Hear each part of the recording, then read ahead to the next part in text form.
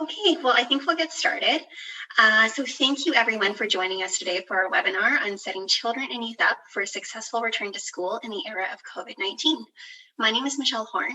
I'm the Program Manager for the BC Children's Kelty Mental Health Resource Center, and I'll be moderating the webinar today. So before we get started, I just wanted to provide a very brief overview of the Kelty Mental Health Resource Center, just for those of you that might not be aware of who we are or what we offer. So we're a provincial mental health and substance use resource center supporting families from across BC.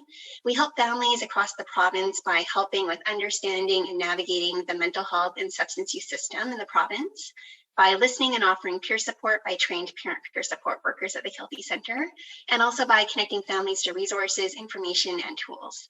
And we will be putting up our contact information on the very last slide after the presentation. Just to go over a few housekeeping notes. So you're all automatically muted and your cameras are turned off, so we can't see or hear you, so you don't need to worry about that.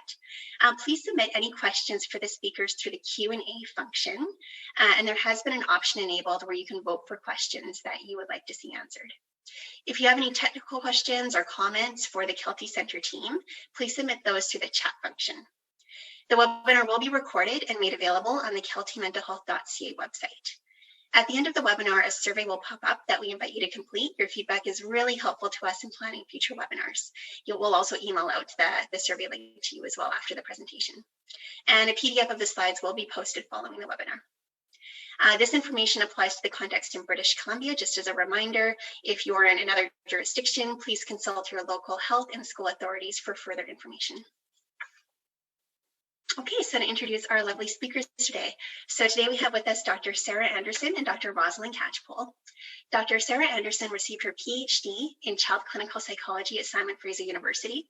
She currently works as a postdoctoral fellow in the Mood and Anxiety Disorders Clinic at BC Children's Hospital and the Department of Psychiatry at UBC. In this role, she provides clinical services to children, youth, and families and conducts research to better understand anxiety. Dr. Anderson has a particular interest in supporting youth who are avoiding or refusing to go to school. She also works as a psychology associate at Cornerstone Family and Child and Family Psychology Clinic. Dr. Rosalind Catchpole is a registered psychologist and head of the Mood and Anxiety Disorders Clinic at BC Children's Hospital. She's involved in treating, teaching, and research on anxiety disorders and has a particular interest in parent-led treatment approaches, including those for school refusal. She recently worked with the Canadian Mental Health Association to develop the Confident Parents Thriving Kids Anxiety Program. She has worked with Anxiety Canada to develop educational materials as well. She is clinical instructor in the Department of Psychiatry at UBC and a director at Cornerstone Child and Family Psychology Clinic. So thank you so much, Dr. Anderson and Dr. Catchpole, for being with us today, and I'll let you take it away. Hi, everyone. We're so glad that you could join us today for this really important topic about getting our kids back to school. So in terms of what we're going to talk about today, we're going to talk a little bit about some of the implications of the pandemic. We're going to give you a really practical decision-making framework to go through to look at decisions around whether to go back to school and how to do that successfully. We're going to give you some tips for managing your own anxiety in these really challenging times, and some concrete steps to support your child's return to school. And finally, we'll touch on what to do if your child just refuses to go. And these truly are unprecedented times. And one of my favorite little quotes was, "I really, really miss precedented times." I don't think any of us really quite imagined in having children that this would be one of the things that we're facing. But here we are. So in terms of the pandemic and its impact on all of us, I just wanted to make a few points that I think are relevant as we're thinking about the September back to school start. So first of all, these really are uniquely challenging times.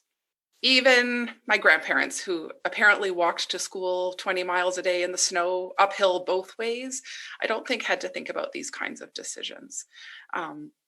On top of that, our lives and routines have really been turned upside down in the last 6 months. And perhaps most importantly, from an anxiety point of view, we've been practicing avoiding things a lot over the last 6 months. And what we know is that when we avoid things, our fear reactions tend to increase.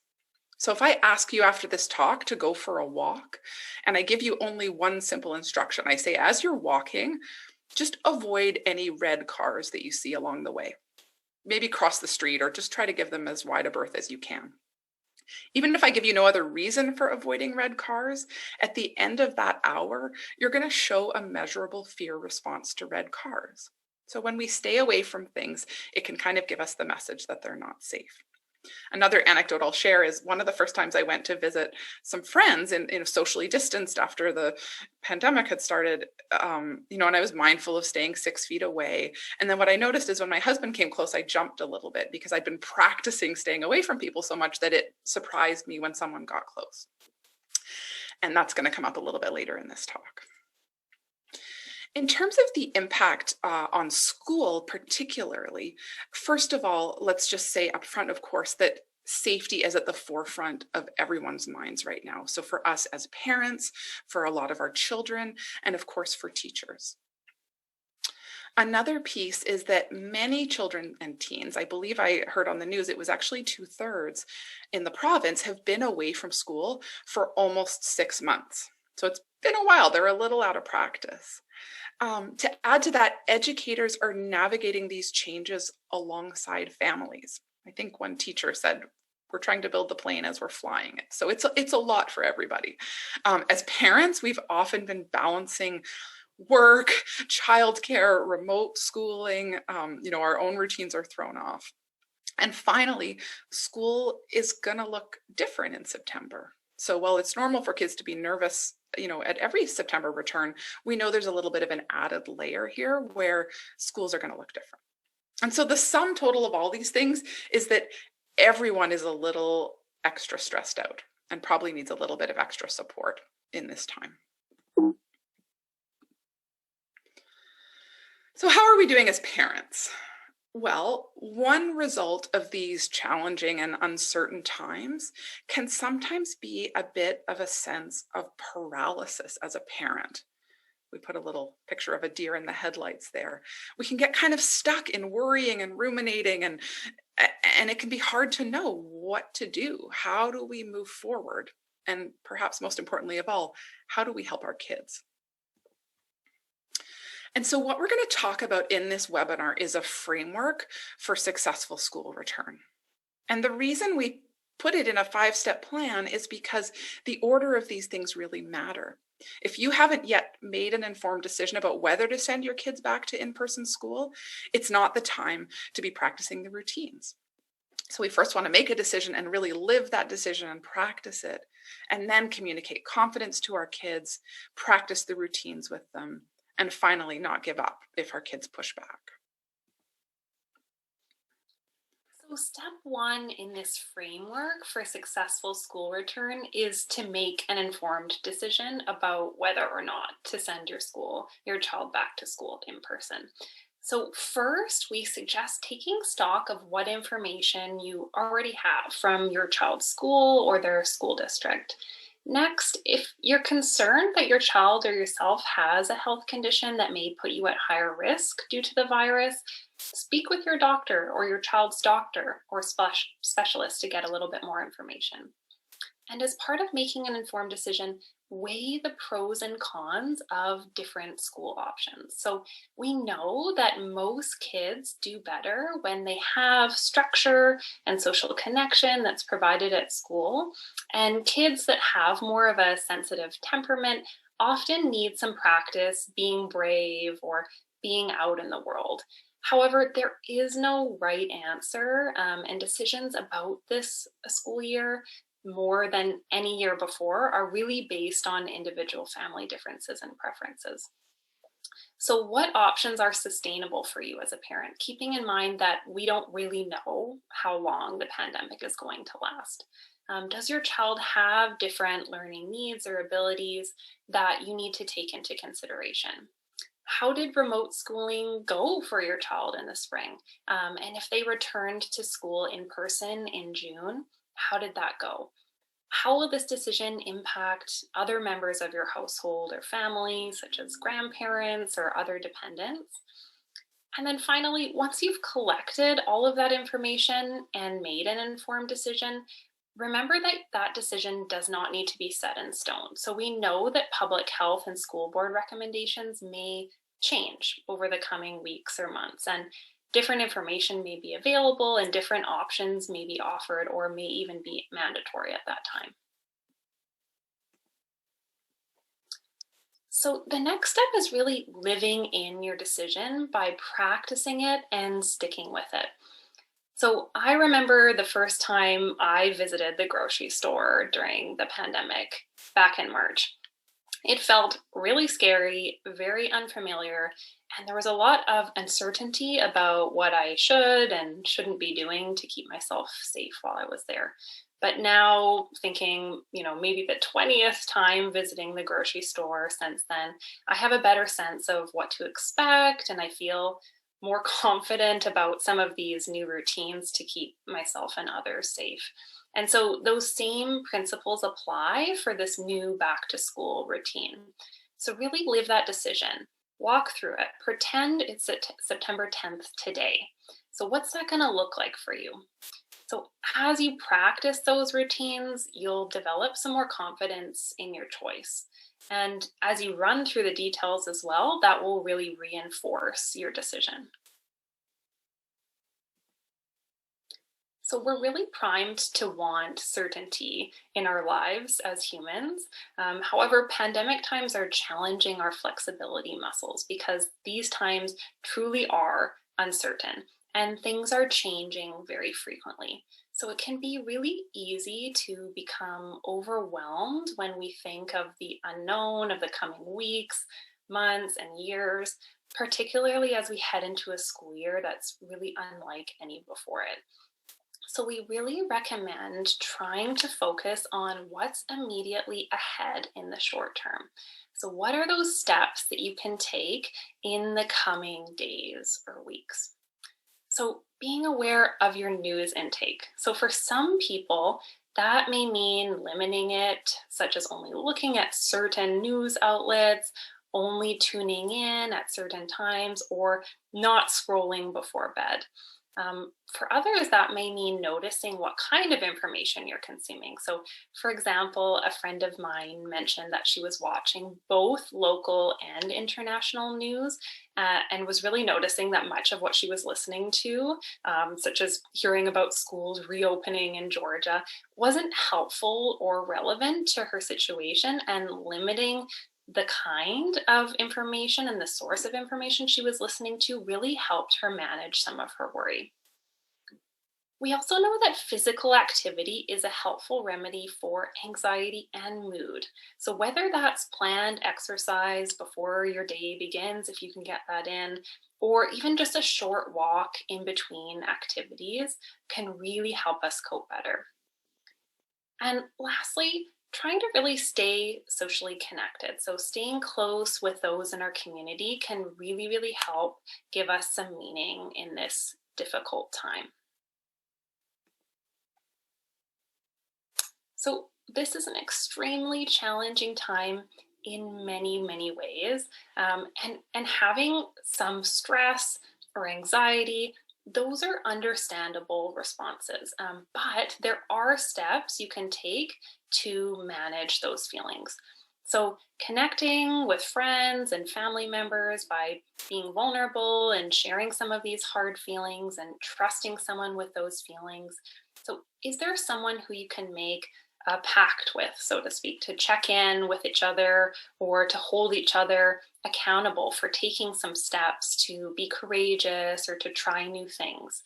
And we know that for many of us, sometimes when we get together with friends, we can get into a bit of an anxiety spiral about the negative news that we're hearing. So really ensuring that that person you're making this pact with is someone who you know and you've spoken about, really supporting each other to do those hard things and being mindful of what kinds of things you're talking about and not getting into that anxiety spiral.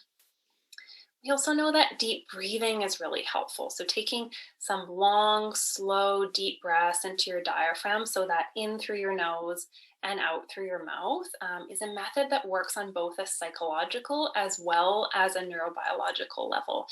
by stimulating the vagus nerve. So that works by calming the body, by slowing your heart rate, decreasing your blood pressure, and relaxing your muscles as well.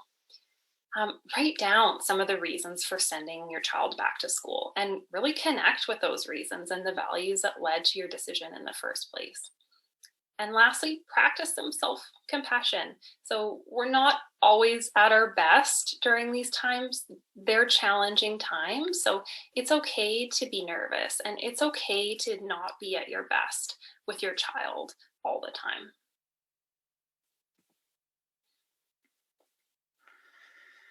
So step 3, once you've made a decision, and of course, because this talk is about how to set kids up for a successful return, we're assuming that many of you are making the decision to send your kids back. Once you've made that decision and really practiced living it, the next thing you want to do is really communicate confidence to your child. So what we know is that children's fear and parents' fear are very, very linked. And that's actually a good thing.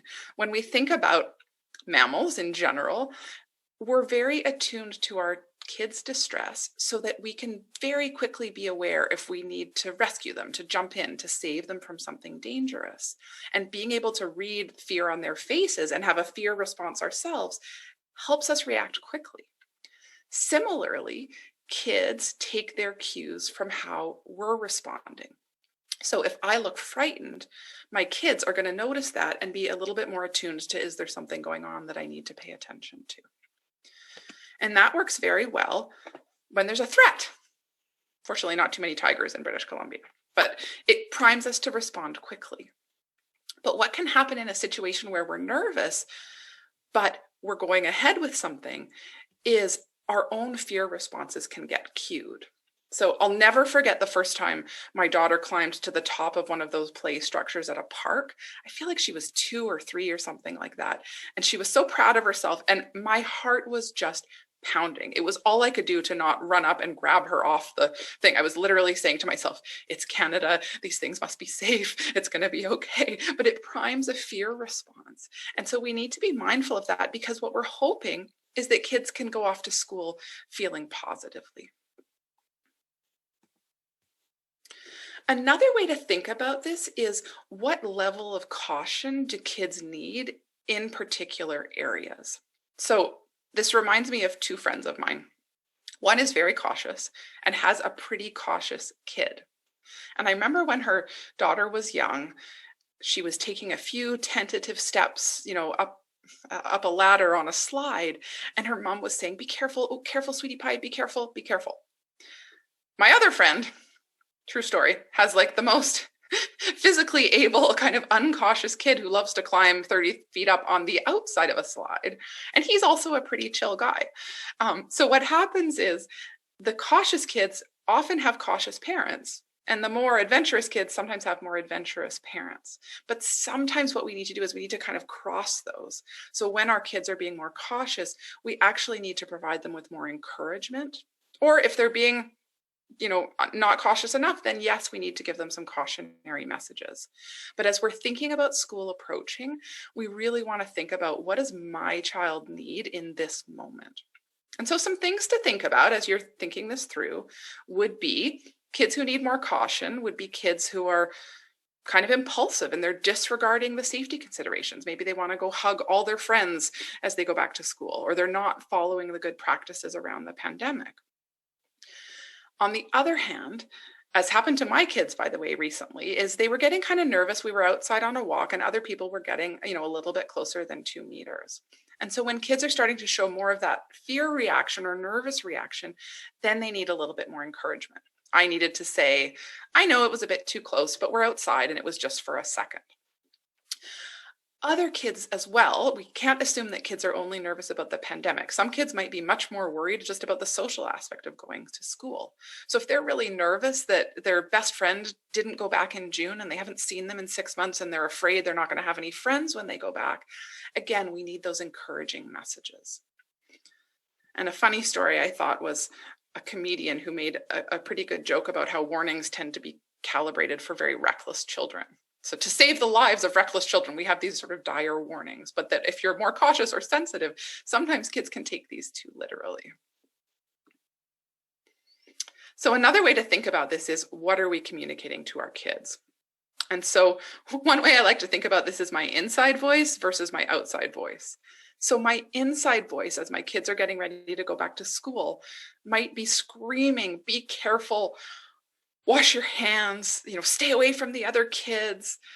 As a friend literally told me she was doing in a mall, like, don't breathe too much, like hold your breath. That's not a good long-term strategy for coping with a pandemic. We need to breathe. Or I might be thinking maybe we should just stay home today, or I'm scared of getting sick. And so those are some of the anxious thoughts we can have as parents, but we need to be thinking about, what do we want to be communicating to our kids? And so it might be something like this: the teachers and doctors have done a good job to make sure that school is safe. Or you might feel a bit nervous at first, but you'll feel so much better after you've gone to school the first day. Or new things are hard, but I know how brave you are. Won't it be exciting to see your friends? Or for kids who are worried about their parents, we might share, when I go to the grocery store, I wash my hands and I wear a mask, and these things help keep me safe. Of course, another source of anxiety for kids is the endless news that is around us about this pandemic. And so we really, especially as school is approaching, we really need to be mindful of what our kids are being exposed to. If our kids are listening to us have worried conversations with our friends, did you hear the case update today? Getting nervous, and then we tell them it's time to go to school. That's not really fair. We're not setting them up for success. So when you're thinking about how to safely relay information to kids, the first thing would just be, what are they asking about? Some kids may not be asking about the pandemic at all. They might be thinking more about, who's going to be in my class, who's my teacher going to be. But if they have questions, of course, the amount we share depends on their age. Teens need more information than young kids. We want to make sure it's reliable and science-based information. And the other thing I would add from an anxiety point of view is, we want to focus on the things that we do have control over, or that we do to keep ourselves safe. Washing our hands, staying away from others, wearing a mask for older kids in situations where they can't distance. Those are all things that reduce our risk of getting sick. And those tend to be the more helpful messages to give kids.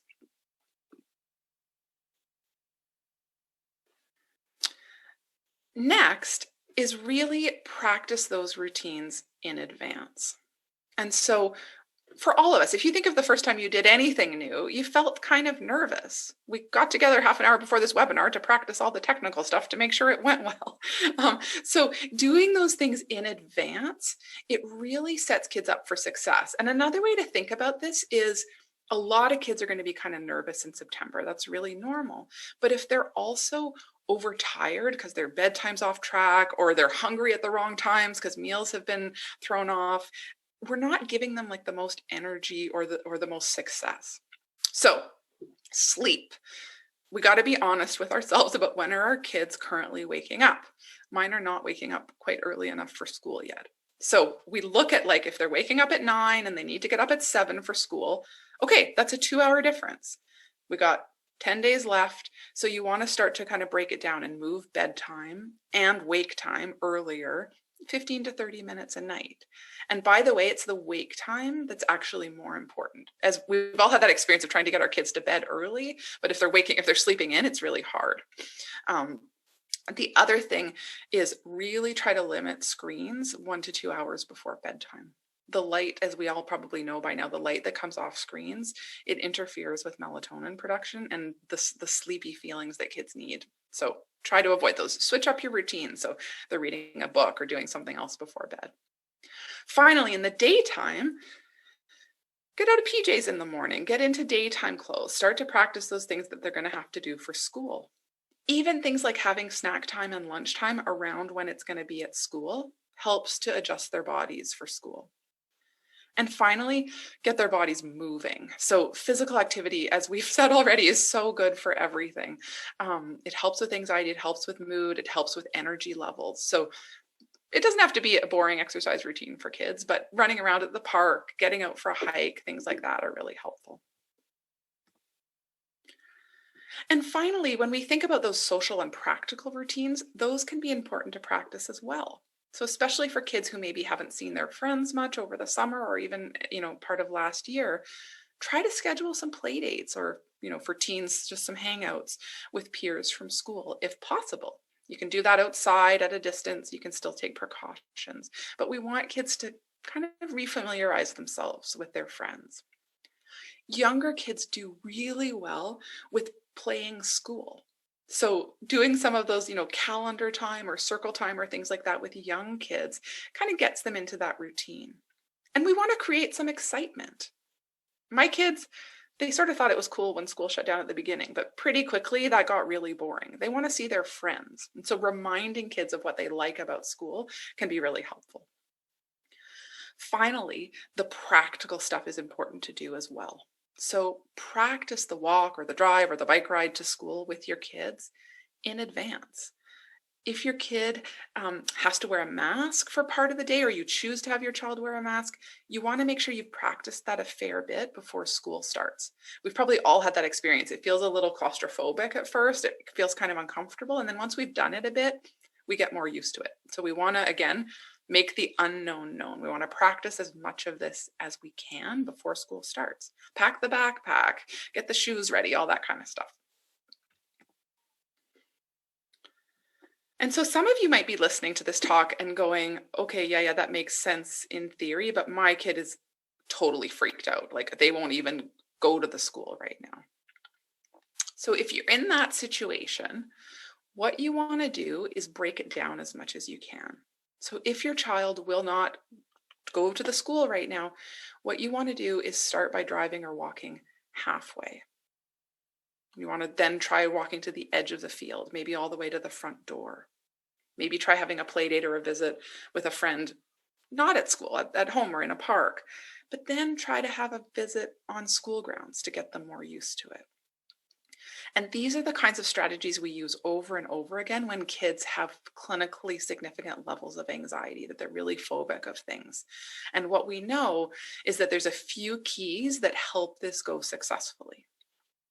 The first key is stay in the situation until your child's anxiety is lower. If we let them escape when they're sort of most freaked out, that doesn't help them and help their bodies learn that it's okay.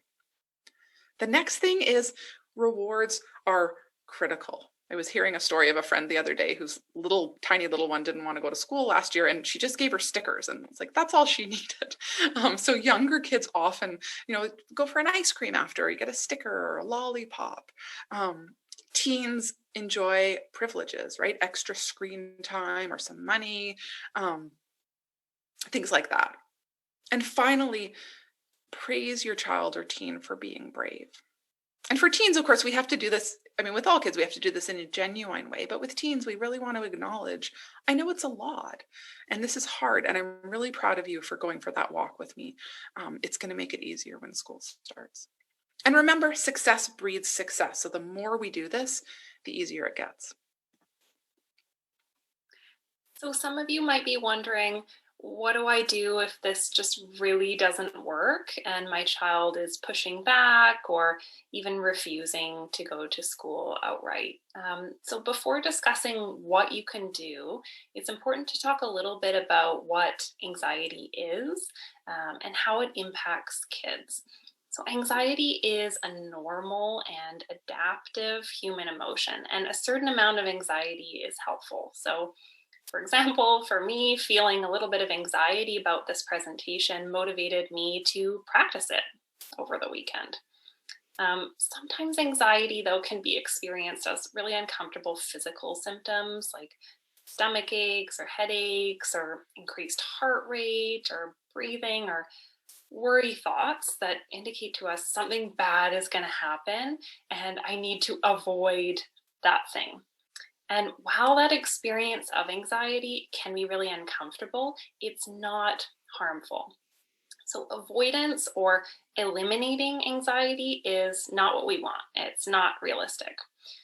What we do want is learning to cope with or face our fears or anxiety. So we know that anxiety comes down on its own when we face those hard things. So what does that look like in practice? So if you ask your child to do something they are worried about, their anxiety will initially increase, which of course is hard to see as a parent. However, at its peak, our bodies really cannot sustain that high level of anxiety for long, and the anxiety will quickly come down on its own as your child stays in that situation. However, let's say that your child, for example, is worried and is nagging you and negotiating about going to school on the morning of. So their anxiety is really increasing in that moment. And then you say, okay, fine, you don't have to go today, but you have to go tomorrow. So you see in that orange curve, they experience that immediate sense of relief and decrease in their anxiety, but without that learning opportunity for them to see that their anxiety comes down on its own, and for them to have the opportunity to face that thing that they're afraid of.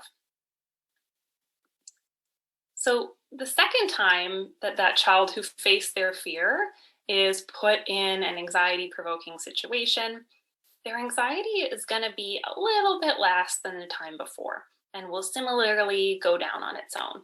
And after many repeated practices or exposures, as we call them, the anxiety will continue to decrease on its own until it's manageable and may no longer even be a concern at all.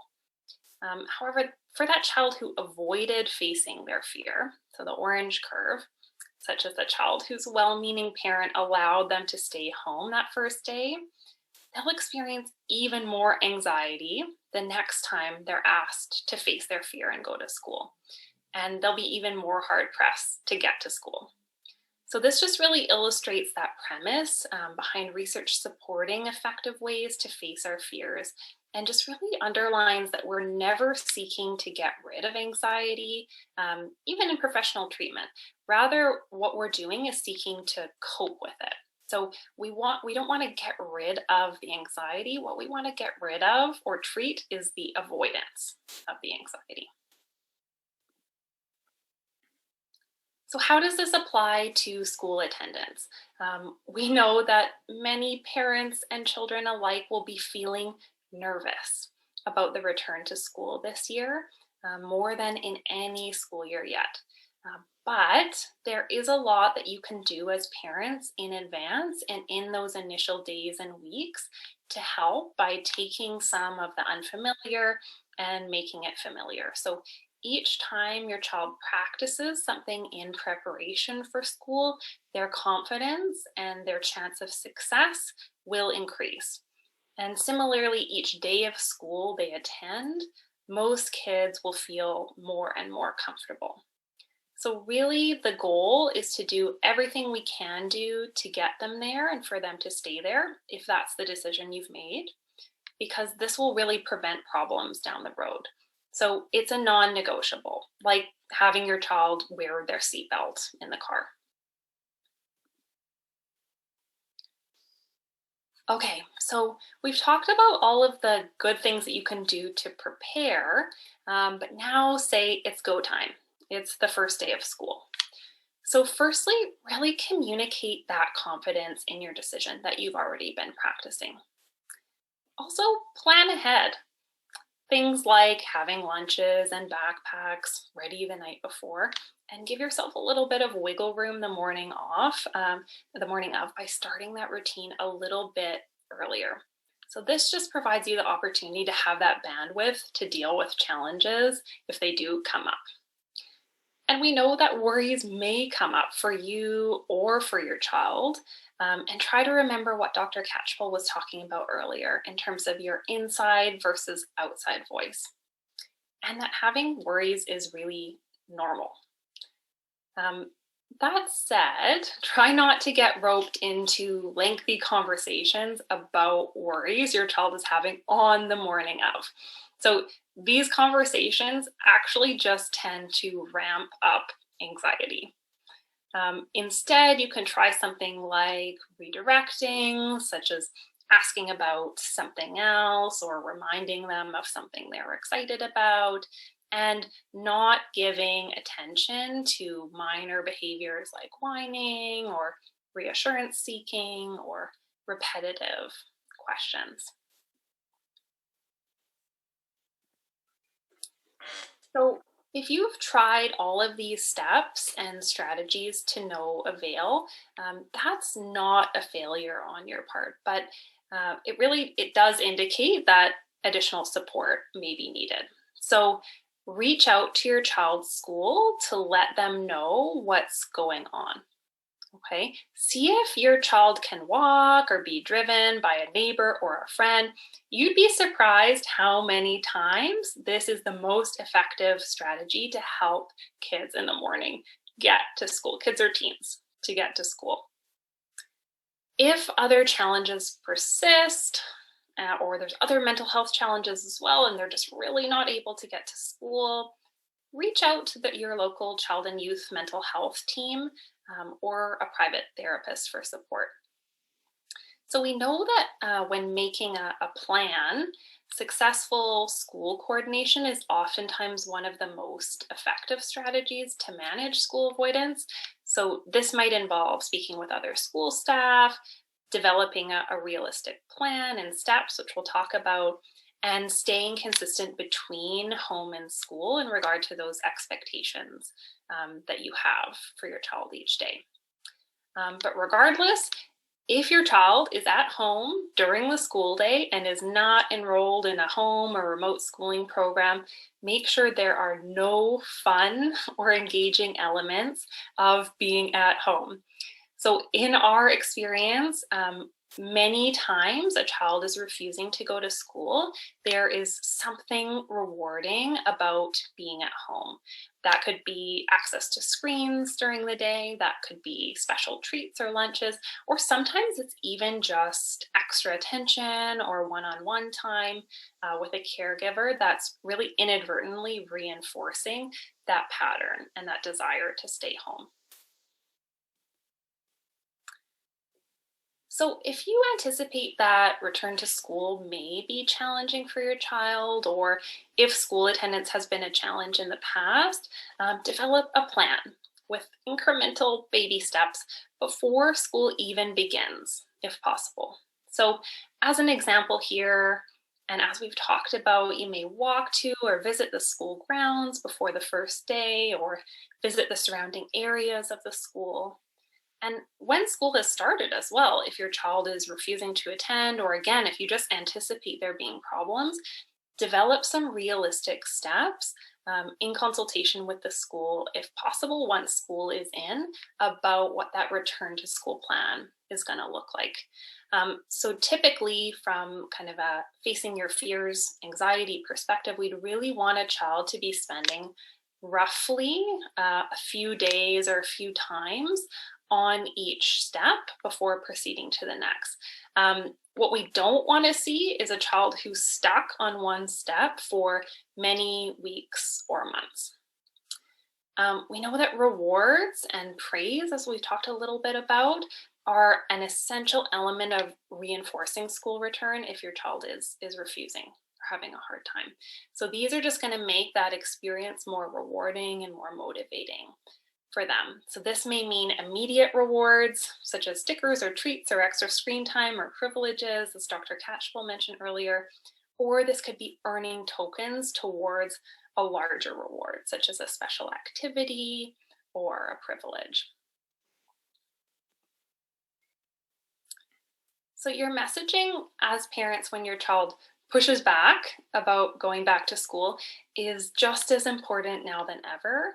And you might want to think in advance about how you want to respond if your child gets nervous. So kind of having that plan B in your back pocket.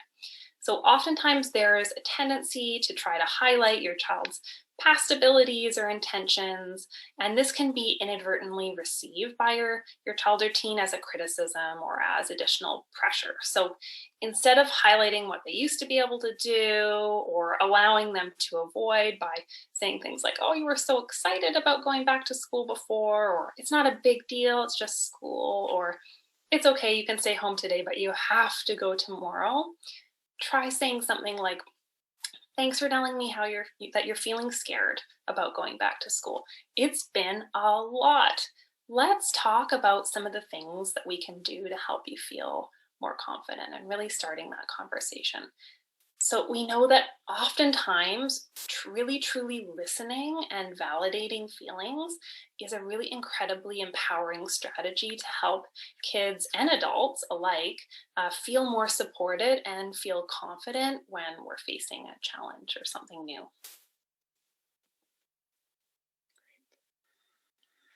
So, in conclusion, it's certainly a crazy year, but there are really concrete things we can do to make things better for ourselves and for our kids.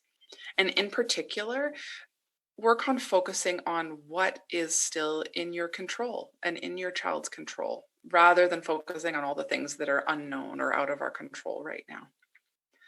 The second point is really that your confidence is a key part of this equation. So developing and practicing that confidence in advance will be really helpful. The third point is there's actually a lot you can do even before school starts to help your child prepare and get ready for school return.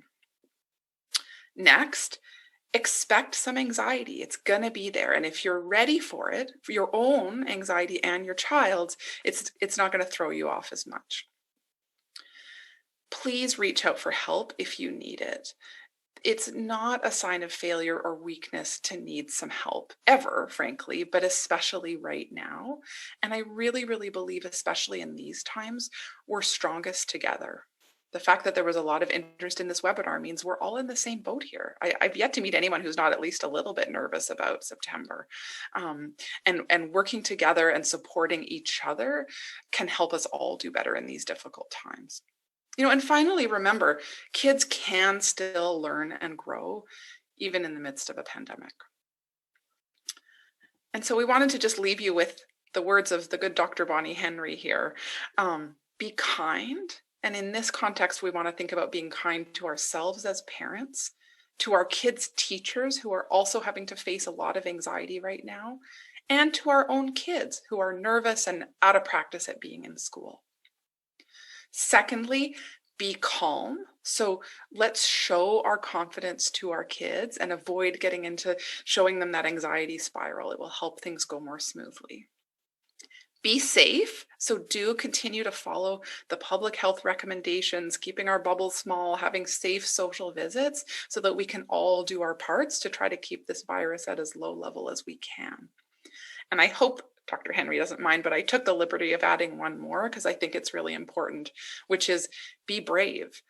This is hard, undoubtedly, but with good practice and confidence and support, it really does get easier. So we'll just leave you with a few resources if you're feeling like you would like some more help or thoughts. Of course, the Kelty Mental Health Center is a great resource with a great website, a bunch of information about anxiety and school attendance. Similarly, Anxiety Canada, which used to be Anxiety BC, also has specific information about school refusal as well as other kinds of anxiety for kids and for parents. And if you're wanting a really deep dive into supporting kids with anxiety, there's a nice book called Treating Childhood and Adolescent Anxiety, a guide for caregivers, which you can buy on various places, but also is available from the BC Children's Hospital Lending Library for free. So with that, we'll pause and take time for questions. Great. Well, thank you so much, Dr. Catchpole and Dr. Anderson. There was so much practical information in that presentation. I know I learned a lot as a parent of elementary school kids, and I'm sure that our attendees have lots of questions. So again, if you do have questions of the speakers, please submit them using the Q&A icon. And if you have more technical questions or about where you can find the recording or comments, please use the chat function for that. So I'm going to open up the Q&A now. And if you see a question from someone else that you also would like to ask, you can hit the little thumbs up button and that will vote for it to be answered and move it up to the top of the list. So I encourage you to use that function as well. Okay, so the first question is, how would you manage a teen who is willing to go to school but then skips classes? Yeah, So I could start, and then Dr. Anderson may have some things to add. So I think, with teens in particular, we want to be having those honest conversations with them and recognizing that, we don't have as much control as we do when they're little. They have some autonomy at that age. But I think the honest conversation around, hey, what's going on in those classes? First of all, good job getting to school, but I've noticed, you're skipping biology quite a bit lately. Let's talk about that, and it might be that it's the learning is challenging. It might be that there's a challenging social dynamic in the class. It might be that it's a difficult fit with a teacher. But I think getting an understanding of what some of those underlying reasons might be can be really helpful, because if it's a learning issue, they might need some more support. If it's a bad fit with a teacher, it might be that you can talk to the school counselor and maybe make a bit of a shift. Or if there's a challenging social situation, again, the school may be able to help with that. And I think the other piece is then really just communicating the expectations about, what is a non-negotiable and what's a negotiable. And if it is that it's maybe a class switch would help, and you're okay with that as a family, then great. And if not, then talking about why it's important to go and creating a bit of an accountability plan around, certainly one of my kids is in high school, and I get the phone call or the email if he's missed something.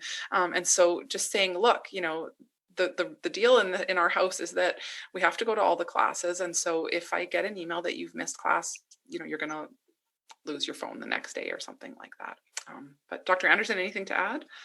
Yeah, no, those are great points. I think too, just when you're having that initial conversation, asking about what is it that they're doing during that time when they're not in class. So are they, having a panic attack? They're really anxious. They're in some other place in the school. Are they, going to 7-Eleven with their friends?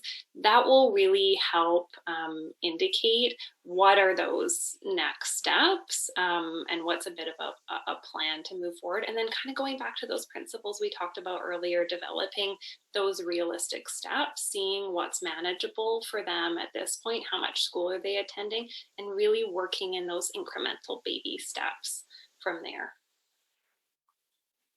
Great, thank you. Okay, so our next question is from a parent who says, my 12-year-old son starts, hold on one second, the question moved here on me. Okay, my 12-year-old son starts with his anxiety right from when he wakes up, so tummy aches, headaches. I managed to get him out the door, but once at school, he refuses to get out of the vehicle, and I can't physically pull him out. He has a full-on panic attack. I don't want to give in and allow him to avoid, but what do I do once this happens? Do you want to start? Or you go ahead and I'll add. So this is one of those situations I think where reaching out for help is sometimes the most powerful thing you can do. I was practicing this talk last night and my kids were listening. And other than my daughter saying it was a bit boring, so I'm sorry if you found it boring, the thing they reacted to the most was, oh, yeah, that's a really good idea to have someone else drive the kids to school. And my daughter goes, because, yeah, you'd be better behaved for the other parent. And my son goes, and you'd be too embarrassed to have a tantrum in front of another parent. So sometimes kind of redoing those routines so that there's another person involved in the drop-off. Again, not always, but can sometimes be helpful. Another thing that can be really helpful is reaching out to school and finding out, is there someone who could come out and help get the kid out of the car? I knew one parent who just put the alarm on in the car. I don't know that I'd use that as a first strategy, but it got the kid out of the car. But, again, kind of reaching out for help, that you say, this is it, here we go, we're here. And, Mrs. So-and-so is going to come and help you get out of the car, trying to keep those transitions really quick. And maybe, again, you have to talk to your child's school about this, but, maybe if there's, can they enter into the resource room, or is there sort of like a transition place they could go while their anxiety settles a little bit? And then, of course, all those preventative things, can you get them out for a quick walk in the morning, or can they walk to school, or things like that, to just burn off a bit of that, that panicky energy can be helpful. Yeah, those are all great points. And I was thinking as well, sort of noticing what you're giving attention to at night or in the morning when your child is waking up. So if you've had that opportunity, if this is an ongoing issue with stomach aches or headaches, and you've had that opportunity to kind of meet with your child's doctor and just make sure you're ruling out any medical considerations, seeing, are you giving that behavior attention? Are you taking their temperature, or are you having them, lay down for a long time when they're telling you that they're feeling that way? And if so, are there little ways that you can tweak that by trying to ignore some of those more minor behaviors, whether that's at night, at bedtime, or in the morning when they're waking up as well, and just helping redirect them to what's next. Would you like, eggs or cereal for breakfast, instead of engaging in a lengthy conversation about their physical concerns? Great. Thank you. Okay, so the next question is, how much pressure should we put on grades?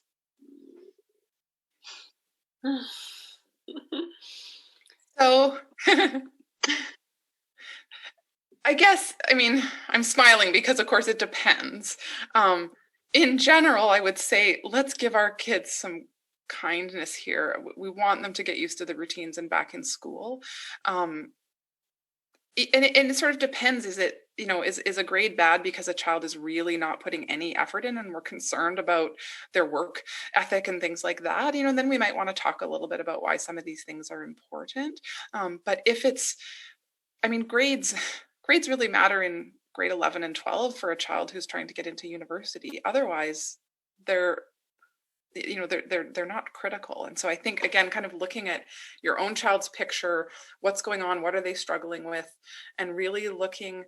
The other thing too is this is about family values. So, it might be that achievement is a family value of yours, but you probably have some other values, like that your child feels good about themselves or is socially connected or things like that. And so kind of keeping those values in balance, I think is a good way to think about these things. Yeah. And we're hearing from so many educators as well that, as we've mentioned, they're navigating this alongside us.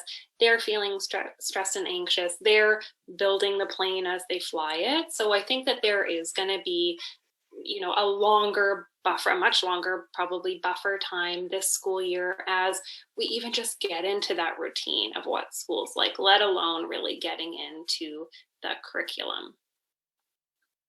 Great. Thank you so much. And I'm just recognizing the time is 12:56. The presenters have kindly offered to stay a few minutes after 1 o'clock because there are quite a few questions coming through.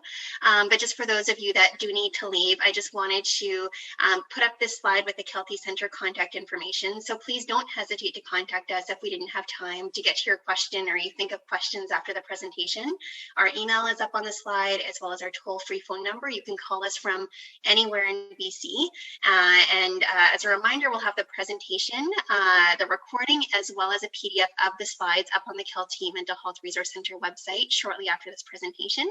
And a reminder also to fill out the survey. So a link will pop up after this presentation, and we'll also send it out by email, the link to the survey to all of you. So thanks to those of you who need to sign off now because it's almost 1. And for those of you that can stay, we will be able to get to a few more questions, if that's okay with you, Dr. Catchpole and Dr. Anderson. Great. Okay. So the next question is, how can you keep social distancing if a student needs constant assistance from an educational assistant? So I don't know that we're the best people to answer that question. I think really talking with your child's school and specific providers around how that's going to be managed is probably a more fruitful area for conversation, and finding out if it's an EA, like, are they planning to wear a mask, kind of what's going on. But I think, I think that's probably a better conversation to have with the school, but have it. That would be my general point about a lot of these things. If you have sort of specific questions, is reach out to the school, get the information. I've heard from both my kids' schools now, and they both acknowledged it's an anxious time. There's more information coming. Like, I think there's a lot of awareness that we're all nervous. And so anyway, I would say talk with school about that. Okay. And there's a few questions that have come through around masks. So what are your suggestions for a child who wears a mask, but whose friends do not or have not, they want to be together? What can they do or say? Yeah. Do you want me to go, Sarah?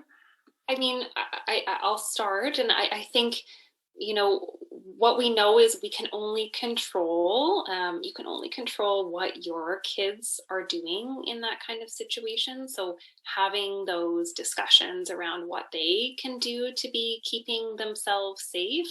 Of course, if you had a relationship with that child's parents and a close enough relationship that you were having these conversations, and they maybe thought their child was wearing a mask and you knew that they weren't, that might be an appropriate discussion to have.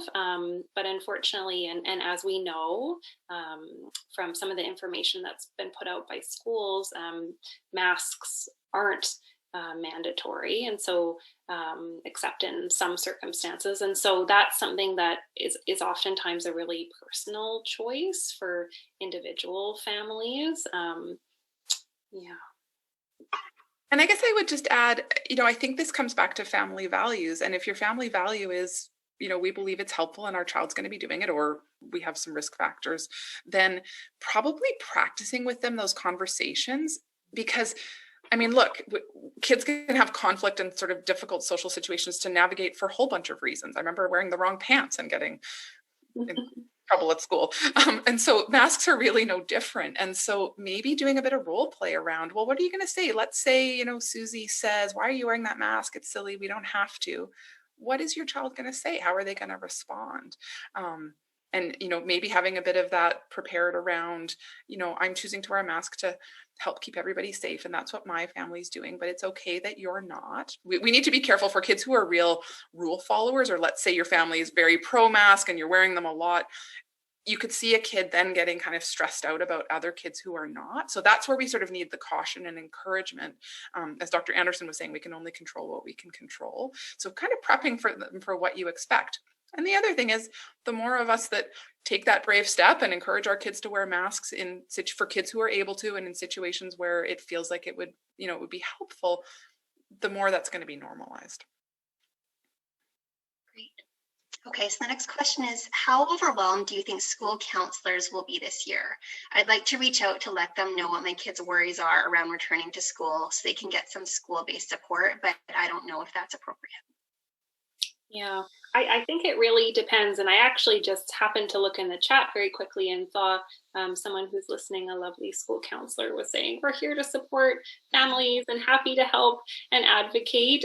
But as she acknowledges too, the caseload of various school counselors can be very different. There can be, in a high school counselor that's responsible for hundreds of kids.